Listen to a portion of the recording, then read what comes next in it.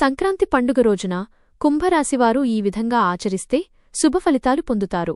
మీకు నరసింహస్వామి ఇష్టమున్నట్లయితే ఒక లైక్ చేయండి. సంక్రాంతి ఉదయం బ్రహ్మముహూర్తంలో లేచి నువ్వుల నూనెతో అభ్యంగన స్నానం చేయడం చాలా శుభకరం. స్నానం అనంతరం శుభ్రమైన పసుపు లేదా లేత నీలిరంగు వస్త్రాలు ధరించి సూర్యనారాయణుడికి అర్ఘ్యం సమర్పించాలి. ఇంట్లో గోమాతకు పూజ చేయడం లేదా గోవుకు గడ్డి, పాలు, బెల్లం సమర్పించడం కుంభరాశివారికి విశేష ఫలితాలు ఇస్తుంది. నువ్వులు, బెల్లం, బియ్యం, పసుపు కలిపిన దానం చేయడం వల్ల శనిగ్రహ అనుకూలత పెరుగుతుంది. పెద్దలకు నమస్కరించి ఆశీర్వాదం తీసుకోవడం, చిన్నపిల్లలకు తిలకపెట్టి స్వీట్లు పంచడం శుభం. సంక్రాంతి రోజున కోపం, అహంకారం, వాదనలు దూరంగా ఉంచి సేవాభావంతో వ్యవహరిస్తే సంవత్సరం మొత్తం శాంతి, స్థిరత్వం లభిస్తాయి.